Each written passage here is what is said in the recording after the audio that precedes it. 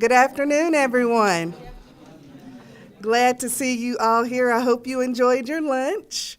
So I do want to welcome you to the Gaston County Public Library. My name is Dandria Bradley, and I'm the program coordinator here. I do want to thank you all so much for coming out today and for supporting our program. I would also like to thank the Friends of the Gaston County Public Library for making this event possible and providing a wonderful lunch for us, which I will partake in momentarily. Without their support and generosity, we would not be able to provide the quality programming that we have here at the main library and the other branch libraries that are spread throughout our county.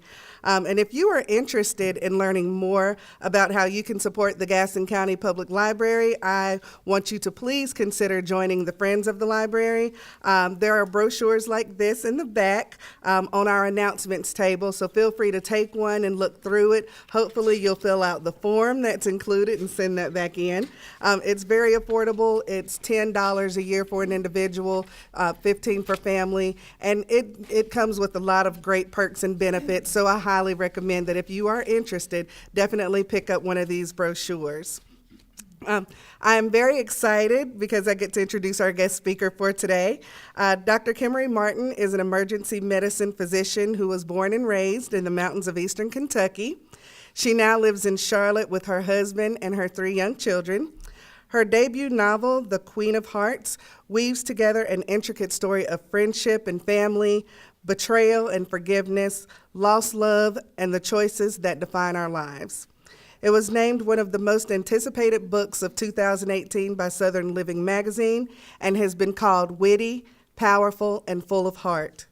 In a statement about what inspired her to write The Queen of Hearts, she said that she wanted to explore the remarkable privilege that both doctors and writers share, and that's witnessing life from its first breath to its last.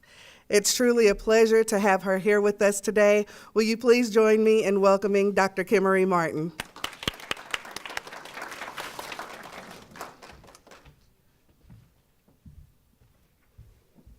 Hi. Thank you guys so much for being here today, and thank you, Dandria, for that really nice introduction. It made me sound a lot more profound than I am. Thank you. Before I get started, I thought you guys might get a kick out of a text I got from one of my kids. As she mentioned, I have 3 children, and I've been on this little book tour, and so it kind of takes about a 40-page manifesto for me to be able to get out the door. I have to write out where everybody's supposed to be and when and who's going to get them there and what happens if they can't. And I get this text from my youngest child that says, "Mommy, I barfed." And then the next text says, "all over Dad and his bed and the floor, and I'm not going to school." So, parenthood, right? So yes, I'm Kimmery Martin. I'm the author of The Queen of Hearts, and I'm really excited to be giving this talk in a library. I am a huge book nerd and a really big supporter of libraries. I actually am on a committee in Charlotte right now where we are trying to raise $90 million to build a new downtown flagship library, which I think will be this iconic treasure for the city. And I especially love libraries for 2 reasons. First, obviously, they are the great repositories of human knowledge, but they are also the great equalizer in society. Libraries are for everybody. They offer their resources and their treasures to all of us, and that is such an important thing to me. I actually tell everybody that I grew up in a library because I did grow up in eastern Kentucky in the mountains outside of a town, and when I was a child, my mom used to take me every week to the library in Berea, Kentucky, which was the closest town to us, and we would take a red wagon and fill it up with books. I eventually read every single book in the children's library, and then when I was in elementary school, my mom went back to work. She founded a nonprofit in the mountains related to childhood literacy, and I would wait for her every day after school in the college library in the same town, and I eventually read all of the fiction books in the adult section, which may explain why I turned out a little bit weird, but I really owe everything that I achieved in my education to libraries, so very honored to be here today. I thought I would talk to y'all a little bit about my book and me, and also the process of getting published, because I found people are kind of interested in how I've transitioned from being a physician to being a writer. I have all my life been, first and foremost, a devoted, fanatical, obsessive reader. I love reading. And I've been really lucky because I've had these two great passions in my career. One, obviously, is writing. But the other has been the practice of medicine. So I went to medical school in Louisville, Kentucky. Then I came to North Carolina, did general surgery at Carolinas Medical Center in an intern year, and then did a residency program in emergency medicine at Vanderbilt. And I have loved my career as an ER doctor. But I also always kind of had this secret fantasy about being a writer. I wanted to try doing the thing that has given me so much joy throughout my life. Authors are like my rock stars. And I started writing a book with very little idea of how to do that and no idea whatsoever of how to get it published. And I'll come back to that in a minute. But first I'll say, since my book came out in hardcover a year ago, I've been asked to do a lot of speaking engagements like this one. And it did not come naturally to me. I found it really nerve-wracking to get up in front of a lot of people and talk. And I don't know, can I remove this? The first talk I ever gave anybody was to a group of sixth graders, which is a tough audience, which is why some of you are laughing, you must know. My children's school asked if I would come and talk to the sixth grade about the process of being a writer. And I'm kind of a wing it person. I don't usually prepare a lot for things, but for this I prepared. I made slides, I planned what I was gonna say. I talked to the kids a little bit about the publishing process, like how you have to get a literary agent to represent you if you want to traditionally publish a novel. And I talked to them about how if your agent sells your book to a big publisher, they'll pay you in advance some money up front. And I talked to them a lot about the process of structuring a story, you know, how you have your character's arc over time and how you hook a reader in with plot elements and how stories kind of hold together. But mostly I thought that I would talk to the kids about how writing gives you a voice, how you can share your thoughts with other people literally all over the world, and how you can learn from other people and make connections and share things. And this slideshow is kind of an example of that, because when my book was published, it wound up having this completely gorgeous cover. And so I asked people online if they would take pictures of it wherever they live or travel, because I thought the cover was so beautiful. And I wound up with pictures from all 7 continents, including Antarctica. And the reason I got Antarctica is because there's an ER doctor stationed there on McMurdo Station. And I probably have, I don't know, dozens and dozens and dozens of countries that people have sent me these photos from. And through that, I've gotten to know people all over the globe. I have a group of friends now in Kosovo who are male dental students. I would have never known anything about Kosovo if it hadn't been for them. I have friends in Iceland and Brazil and all these places, and it has been the most remarkable thing to get to know people all over the world from just having written a book. And to kind of tie this into the kids, I told them the story of Malala Yousafzai, the girl from Pakistan. Are you all familiar with her, who blogged about what her life was like as a girl in a village controlled by the Taliban, and how ultimately she survived an assassination attempt where they shot her, and she went on to become the youngest recipient of the Nobel Peace Prize. And so I finished on an inspirational note, opened up the floor for questions to the kids, and this little boy raises his hand, and he said, "How much did you get paid in your advance?"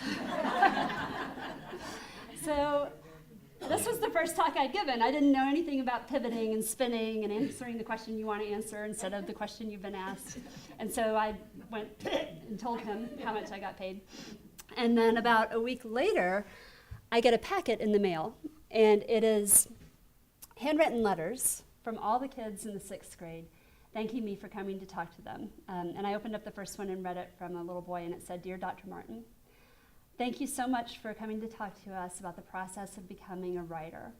And from this, I have learned I do not want to become a writer. Dummy. And the second one was from a little girl, and it said, "Dear Dr. Martin, I want to be a doctor and a writer just like you, and I asked my mom if we could buy your book and read it together, and she said absolutely not." So that's kind of a segue into what the story is about. I was lucky when it first came out. It's really hard to be a debut novelist. It's hard to get anyone to read books, period, let alone to read a book from somebody they've never heard of. And I wound up being lucky because the book got reviewed in a number of significant sources. It was in the New York Times, and it was in newspapers all over the country and magazines. And I'm going to read y'all my favorite quote. See if you can tell where this is from. It says, Kimmery Martin's first novel has got love, death, humor, secrets, hot doctor sex, and a medical procedure performed with a fork. Does that sound like something you might be interested in reading? So, believe it or not, that quote is from NPR, which I love because if you say NPR, it just automatically kind of confers this sense of the cerebral onto whatever you're talking about, even when it's this. But it also explains maybe why the little girl's mother didn't want her to read it. The story is about two women who have been lifelong friends. One of them is a cardiologist, hence the title and the cover. And one of them is a trauma surgeon, and they live in Charlotte, North Carolina. And one of them is hiding this very significant secret from the other one that comes out during a time of big professional crisis for both of them. And I think the book has several themes. One of them is parenthood and the humor inherent in parenting. I had young children at the time that I was writing it, so I had all this fodder running around. One of the other themes, of course, is the practice of medicine. I love reading books myself where you kind of get this fly-on-the-wall glimpse of some industry or some setting that I don't know very much about. And so The Queen of Hearts does give you an inside look at what it's like to be a doctor, you know, what motivates us, what scares us, what our training is like. And for me, medical school was this very formative period in my life. We worked incredibly hard, but we played hard. And I wound up forging these amazing friendships with these women that have lasted for decades. And I wanted to try to capture a little bit of that intensity and camaraderie into the book. The book is also a little bit of a love story. More technically, it's a little bit of a love gone wrong story, kind of an anti-romance. There's a character in the book that represents that person in your past that you know you should not have been attracted to, and yet you were. Sometimes when I say that, people laugh and nod, and sometimes people just look at me, so it might just be me that had that in my past. But it's not a typical love story. And then ultimately, at its heart, the book is an exploration of the complexities and the joys of friendship, and particularly how far you would go to forgive someone you love who betrays you. As I mentioned, I didn't really know how to write a book when I wrote the book. So I sat down and started, and I want to say it took me maybe 9 or 10 months to get a rough first draft. I realized really early on, maybe a couple weeks into it, that I was completely hooked. Yeah, I would wake up dreaming about this novel and have to get out of bed and write stuff down, or I would have to pull over to the side of the road because I had a thought and I couldn't wait, or I'd stop exercising. And I figured if I found it that compelling, it was something I really wanted to continue doing. You know how when you find something you love doing, you think about it a lot. That's what it was like for me. I finished the first draft, and then I started getting serious about figuring out what to do with it. So I got people to read it. I sent an email out to all my friends and said, I don't want you guys to read this because you know me and you won't be honest, but can you refer me to somebody that reads a lot, or that has an English degree, or that is a journalist, or has some writing background, who might be willing to look at this for me? And I got feedback, and I made a lot of changes and revised it. And around that same time, I started trying to figure out how I could get an agent, a literary agent, to represent me. And the way that process works is daunting. So if you want to get a novel published by one of the big New York publishing houses, you do have to have this agent represent you, and the way that you get them interested is not by sending them your manuscript. Instead, you send them a one-page letter, and in this one page, you have a couple of paragraphs to describe your book and describe its plot, and you have to make it concise but compelling, really hooky and interesting, and you have to make it sound similar enough to other books that the agent recognizes so that they know it will sell, but different enough so that they feel like it's fresh and unique and interesting. And then you have to describe yourself in a couple of paragraphs, or in one paragraph usually. And you have to make yourself sound interesting and compelling and not scary and desperate, which is kind of what you are. And my agent that I ultimately signed with gets about 400 of these letters a week. And she might sign a handful of clients a year.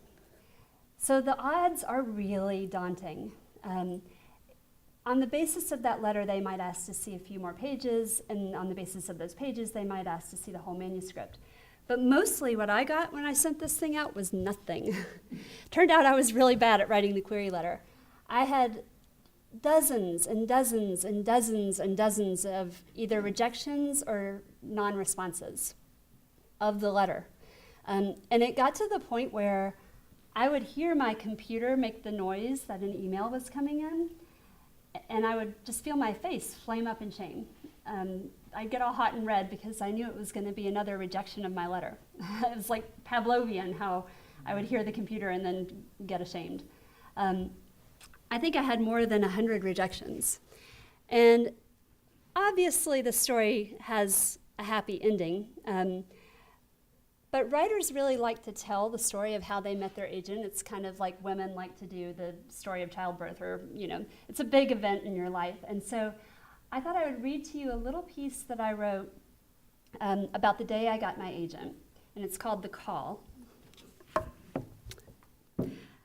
When I was an aspiring author, I read every query letter success story I could get my hands on. There was a common theme to these essays, which tended to go something like this.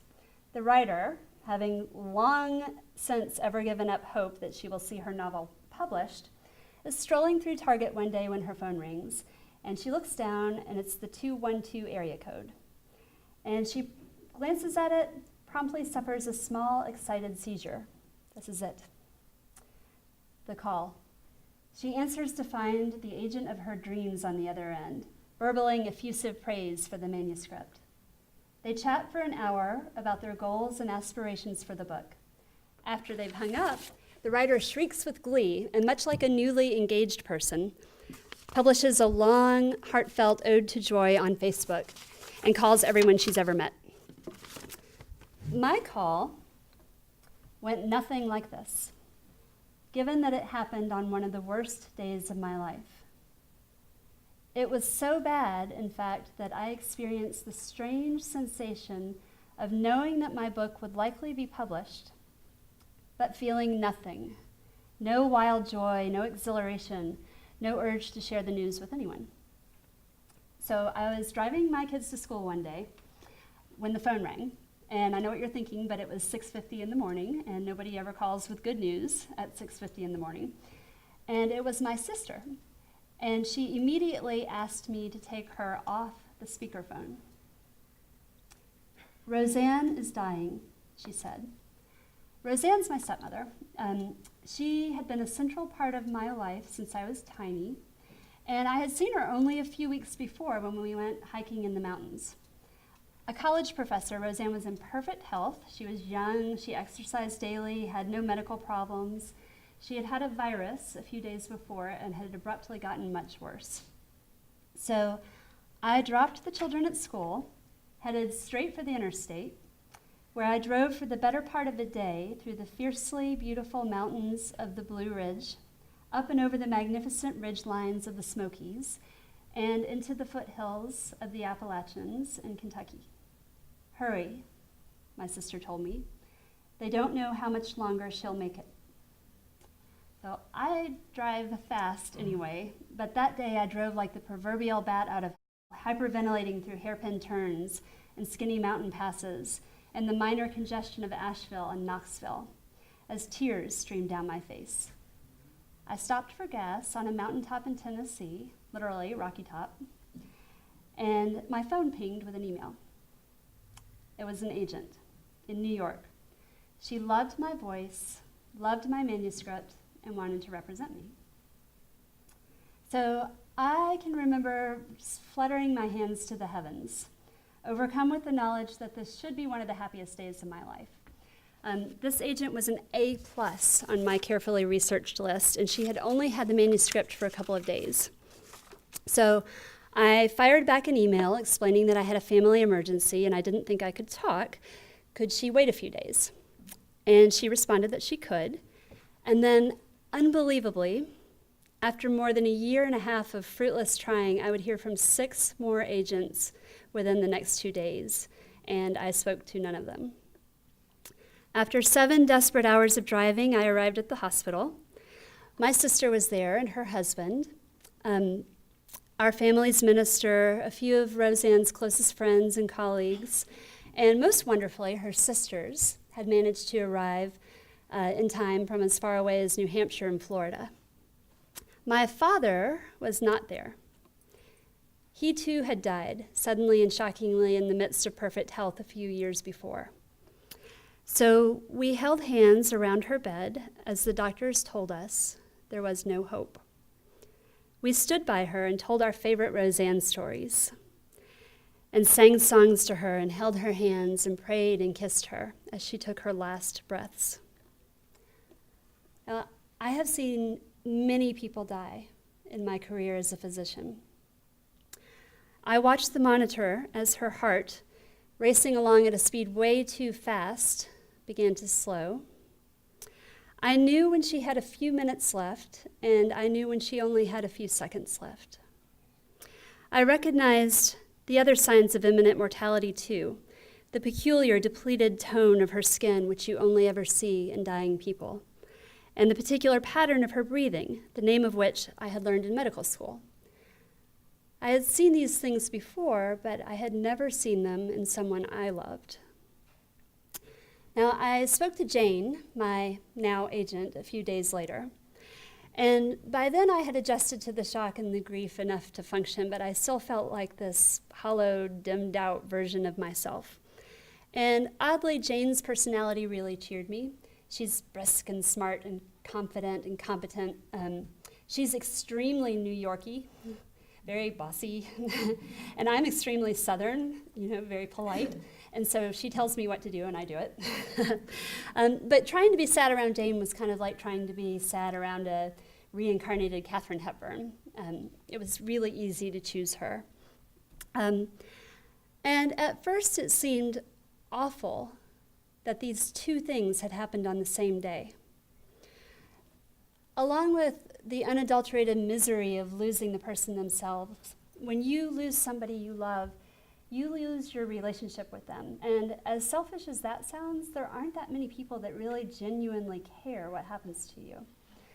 So my father was my favorite person on earth, and he never knew that I had written a book, let alone published one.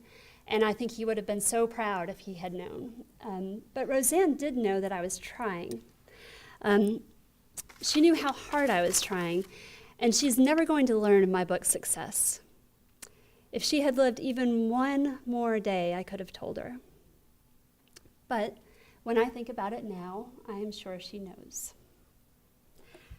So that's the end of the piece that I published about it. That's kind of a sad story, so I won't end with that.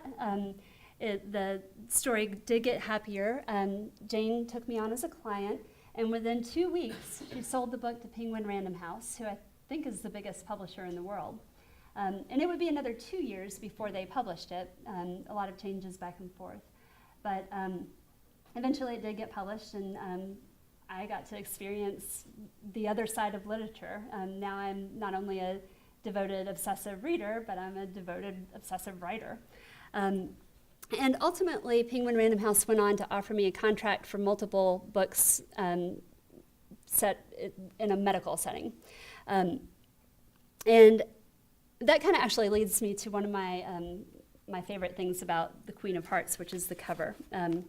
If y'all have a chance, look at it up close. So you may not know this, but authors do not get to pick the covers of their books. They don't get veto power either. And they don't get to pick the titles of their books. If you're with a big publisher, the publisher does that. So in my case, the graphic designer at Penguin asked me if I had any requests, and I said that I would like to have the cover have a vintage anatomic drawing of a heart to represent the protagonist's career as a cardiologist. And the publishers thought that it would gross people out to have a naked heart on the cover, so they put all these beautiful flowers over it, and the graphic designer told me that she picked a mixture of celebratory and funereal flowers to illustrate the circle of life in a medical practice. And she put some birds and bees in there. And the background color is the color of my website. I have a book review website, by the way, kimmerymartin.com, where I recommend reads and interview authors. And the cover turned out to be probably the biggest selling point about the book. It's all over Instagram. People liked it. I got people to take all those pictures all over the place. It's gorgeous. It wound up being on the best covers of 2018 list. And it was so successful that the publishers told me they wanted to continue the concept of having the cover art reflect the medical specialty of the main character for the next books, which I think is a great idea. But my next novel is about a urologist. So there's not enough flowers for that. That's my favorite joke right now. Thank you. So that book should be out in probably March of 2020. And I'll wrap it up here and see if you all have any questions about the book itself or writing or me or anything related to any of that. And thank you again so much for coming out to listen to me talk.